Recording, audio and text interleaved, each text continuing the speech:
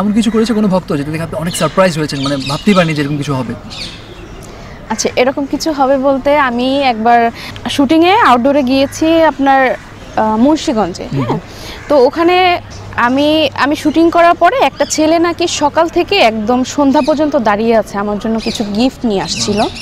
আমি জানি না, আমাকে পরে বলেছে যে একটা ছেলে, আমি দেখছি দূর থেকে একটা ছেলের হাতে অনেকগুলো ফুল, তারপর অনেক কিছু গিফটস বক্স টক্স নিয়ে দাঁড়িয়ে আছে।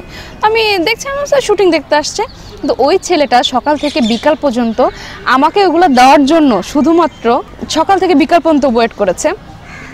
এবং পরে যখন আমি শুনতে পেরেছি তাকে ডাক দিছে, একজন এসে আমাকে বলছে যে আপু, ওই ছেলেটা সকাল থেকে বিকাল পর্যন্ত আপনার জন্য ওয়েট করছে এবং আপনার সাথে শুধু একটা কথা বলবে এবং আপনার জন্য কিছু নিয়ে আসছে, এগুলো শুধু আপনার হাতে বুঝাই দেবে, তার স্বপ্নটাই এটা, তার শখটাই এটা, কী করবো? তার কাছে ঠিক আছে ডাকো।